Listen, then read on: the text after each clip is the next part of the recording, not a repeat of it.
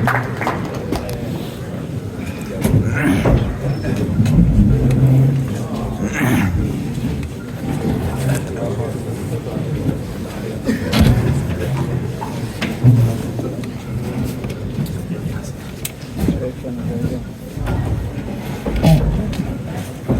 guys are not going to believe this, but the Rav took my speech word for word. Come up with something on the fly. Welcome everyone to the Melaveh Malka, 55 years of Bnai Shalom. You know, 55 years is such a long time. Think about what's been accomplished in 55 years. And sometimes you can think about what's the next 55 years going to look like. What could possibly, I just sometimes think about it. I dream of possibilities. Like, is it possible in the next 55 years that they'll actually be finished construction in Waterbury? I moved here in 2008. And there was construction on the 84 by all those exits by 21 and all that stuff. And they've never stopped doing construction. And I think they said that they stopped. Apparently they said something like construction is finished. Has anybody noticed any difference in the 84 after 20 years of construction? I would expect that there'd be like a monorail or a Freedom Tower, the amount of construction that goes on these streets. That's just the 84. I'm talking about our local streets. I imagine that this is how the meeting went down in Waterbury City Hall. Random, incompetent Waterbury official realizes they have to do construction on our streets. So he calls a meeting. And he asks, all right, so we can work an hour a day with about 6 or 7 union breaks. Let's figure out when we should do that. So he starts asking around, and one guy says, well, sir, between 8:30 and about 9:30 in Waterbury, there's just women and children flooding the streets, picking up school buses, tremendous traffic there, safety. Perfect, let's do it then. Let's do construction exactly when mothers, children, and carpools and school buses are all over the streets, so they'll never know which street they're supposed to go down. Every single day they gotta go some other way. Exactly, perfect. Waterbury municipality at its best.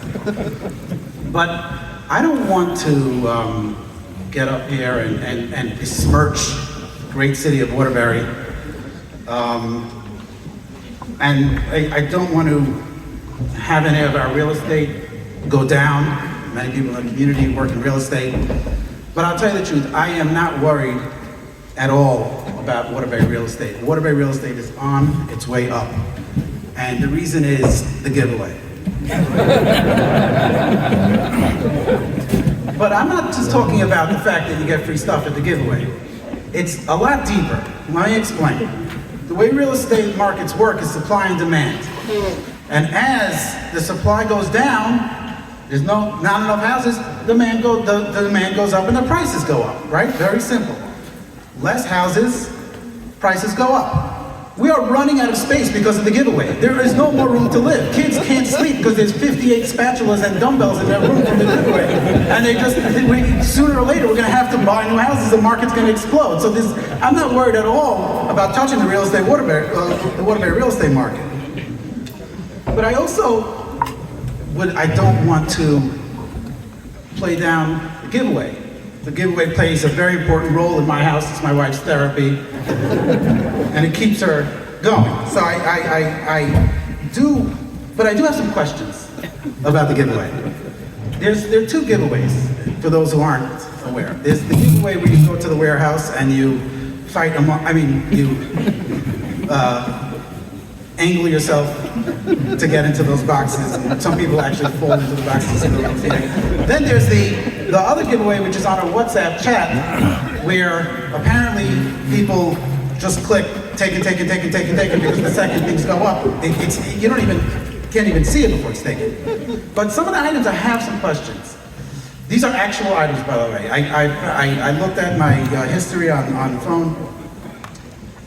a 68-gallon PVC reptile enclosure for bearded dragons. It was taken in a split second. If someone has a bearded dragon, do they not have the proper enclosure? Dragons are scary. I'm assuming if it has a beard, it's even scarier. I first of all, I thought that dragons weren't real, but if they are real, I would hope that the terrarium that the person already has is sufficient for safety purposes. So, now, here's another item. This is, again, a real item. Cat treadmill with carpeted runway. I can show it to you on. This was taken in a split second. A cat treadmill.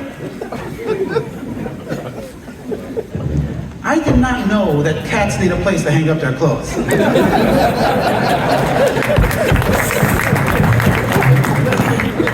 I don't see any other reason to have a treadmill. And apparently I'm wrong, but see, it does serve some purpose. On the note of exercise, by the way, I just have like a request. At the last time I spoke, I requested that those who have great Shalom bias and like to walk around the community, I requested that they don't flaunt it in front of the rest of us.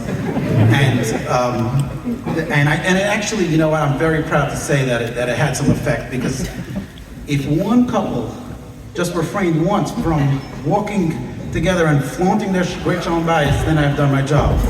But I have on the note of exercise, thank you. But on the exercise note, I do have a request for this Malka this year, is that those who are exercising and pointing out the rest of our inadequacies of not exercising, if you could just please do it away from the community, because it's very painful to watch all you great exercisers walking around Fulton Park when the rest of us are in our cars eating donuts. So that's just a request. And one last item, that this item actually did a lot for my Shalom bias. It helped me out a lot. This was an item that my wife brought back. I brought it here. So allegedly, I snore.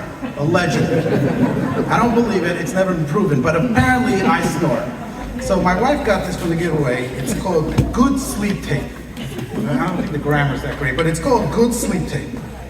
And this, she tells me, is supposed to get you to stop snoring.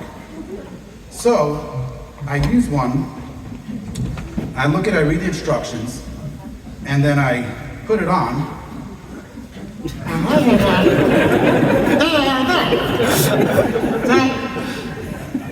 It's a great Shalom bias. Forget about snoring.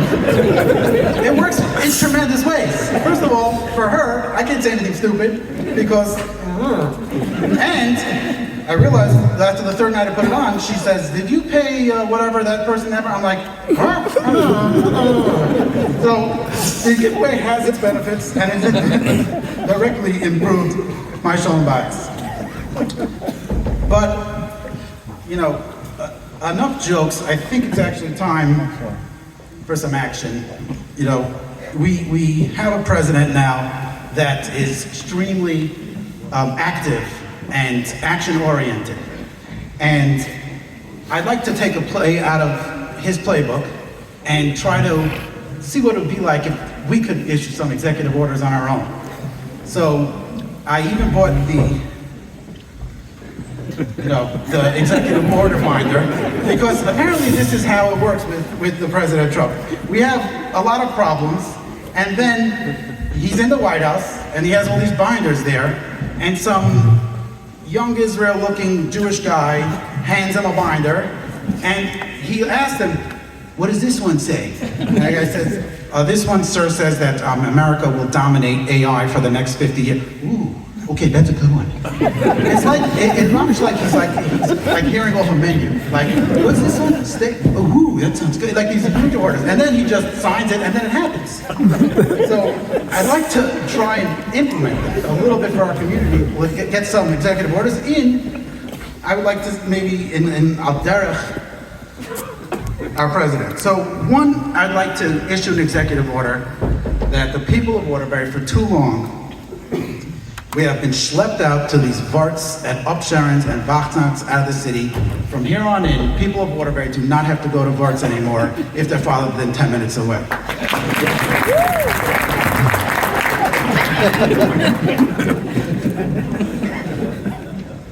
You schlep out to these Varts, and it's a 3-hour drive or 2-hour drive, or go to Muncie, to Brooklyn, and then, you know what you do when you get there? People ask how long it took you. That's pretty much what you end up talking about the entire part. So let's just cut that out. I was thinking for the people of Waterbury, maybe to institute laminated cards for all the Waterbury questions we get when we go to these Varts. And it will have, is the community growing? You just hand the questions, and are you part of the Blue Ridge? You're all what's the high school like? Is Landers working out? Just give them, how long for months? They'll have the times from Muncie, from Lakewood, from Flatwood, everything will be on the card, and you just go to the Simcha. Oh, you're from Waterbury? Yes, just, if anything is not answered on this card, then come back to me if you have any questions. It will save all of us a lot of time. The next executive order we gotta move is, I don't know if the rest of you noticed, but it seems like, what is it, the Waterdale collection, lucite, you know, this clear plastic? It has invaded our borders, and it has crossed into our homes.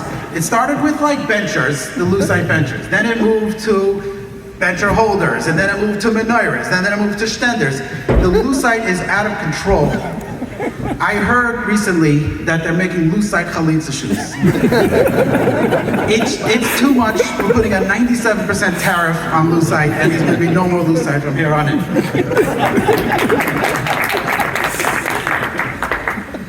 Okay, my third executive order is, we know that President Trump has issues with education. So this is not at Yeshiva Katana, but every educational institution. I'm not prejudiced against Yeshiva Katana. This executive order is going to affect all educational institutions. You know when you get the tuition bill, there's a registration fee?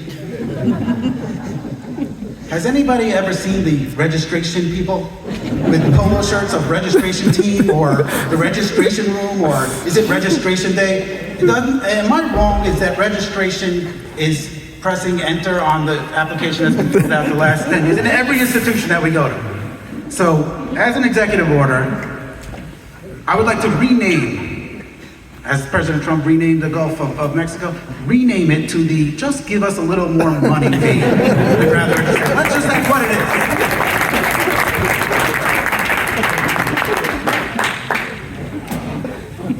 But, you know, it is actually a very important night tonight.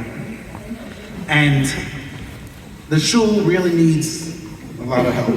And it's very serious. So you might be thinking, why am I speaking? And I was also thinking that. I was going through it. I was trying to think of the options. I said, could it be for, maybe because I do whatever I do for the shul? And I was like, no, because I don't do anything for the shul. It's not that. I said, could it be because I'm inspirational? And I had a story that reminded me that wasn't it either. Because I was one time in I was in a cemetery, it was for a levaya, and I saw somebody familiar from Waterbury, and he said to me, oh, I remember you from, I didn't remember his name, he goes, I remember you from Waterbury, you used to speak. You know, and I used to come, I used to hear you speak sometimes, and I was like, you know, feeling all great, you know, wow, this is somebody who was around, and he says to me, yeah, you said something about you should follow your Yetzer Hara. And I was like, I don't remember that one, but apparently it's my words don't have the effect that I'm trying to have. So I don't know. So it turns out, why am I speaking? It's the simple answer is that the shul needs money and they don't want to pay a speaker, and I'm that might be a fundraiser for itself, the fact that I'm speaking. But on the shul, I just want to say two things. about the shul, and then a short little Torah. The shul, we had this construction, and the ceilings, the lights, and it's really amazing. We went from being in an underwater cave reading to being on the sun reading, and it's really amazing. I mean, like, I never knew how old some of the people in this community have gotten until I saw them in the light.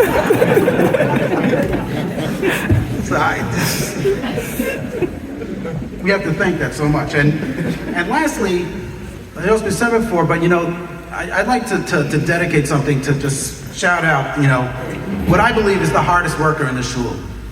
And, it's day in, day out. It's really every single morning, without fail, working, producing, listening. I think you all know that I'm talking about the Keurig downstairs in the coffee machine. That is the most overworked Keurig in the United States of America. There's actually a feature on that you can see how many coffees is made, and like you press it, it says like, are you kidding me? It is nonstop every morning, and what I say that it has to put up with a lot is that if you would hear the conversations that go on in that room, I'm surprised that Keurig didn't kill itself at some point. It's like the worst AM talk radio show you ever heard. The politics, traffic, everything goes on in there, and it's just day in, day out. It's a nonstop worker. But just to sort of end off here with a little Torah, there is a Gemara in Brachos that tries to figure out in some of the halachas of a shul. So the Beis HaMikdash, you were not allowed to walk on the Beis HaMikdash with your walking stick or with your shoes. That was a din. And you couldn't use it as a shortcut. So, as we know, shuls are a mikdash ma'at. A lot of halachas in shuls are learned out from the Beis HaMikdash. Chassam Sofer said that the bima should be in the middle of the shul, just like the Mizbeach Hazav was in the middle of the Mishkan. And we light the menorah on Hanukkah because that's what they did in the Mikdash. They lit a menorah. So the Gemara there has a question. Why are the halachas different somewhat? Meaning, a shul you're not allowed to use as a shortcut, but you are allowed to walk in with shoes, and you are allowed to walk in with your walking stick. So the Gemara struggles to understand what is the difference. If a shul is a Beis HaMikdash, it should all have the same halachas, right? Because shul equals Beis HaMikdash, let it have the same halachas as Beis HaMikdash. We call it a mikdash ma'at, it's similar, so it should have the exact same criteria. So, Gemara answers, Elo Amarava, this is like basically the last blot in Brachos, Ki Beisai. The difference is that a Beis HaKnesset, a shul, is Ki Beisai. Ma Beisai. Just like your house, a person doesn't like people using their house as a shortcut, but doesn't mind if people walk in with shoes. So to a shul. A shortcut is a problem, but walking in with shoes is okay. But Rava, if you could just be a little more, look deeper into his words, he's saying something very interesting. What he's saying is that a Beis HaMikdash has a certain din of Kedusha and Kavod. And a shul also has a din of Kedusha and Kavod, but a shul is like your house.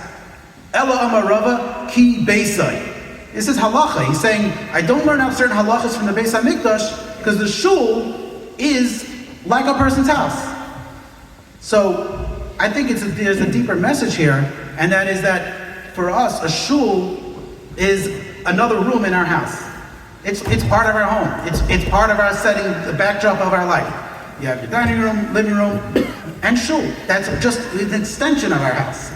And I'm not a fundraiser, but we treat our house, anything that happens in our house, we come up with money, funds. If something happens, to the boiler, something happens to the roof, we end up paying for it. So if we look at a shul like the way Chazal looked at a shul, that it's a house, maybe we should treat it the same way. And one thing that I always get a kick out of is when all these tzedakah campaigns try to scare you with a deadline. They basically, you're about to, you're going to miss the deadline to give us free money. And I always wonder, what happens when you miss that deadline? Hey, sorry, I missed the deadline. Will you still take my money for nothing? Yes, they will. And I worked it out with the shul board over here. They are extending the donations. They will take money. This year they're going to take money even after Malka if you need to get if you can give money. And just the tefillah to end off. Hopefully next year we'll be in Eretz Yisrael, Bnai Shalom and Eretz Yisrael. Meher v'yameinu. Amen.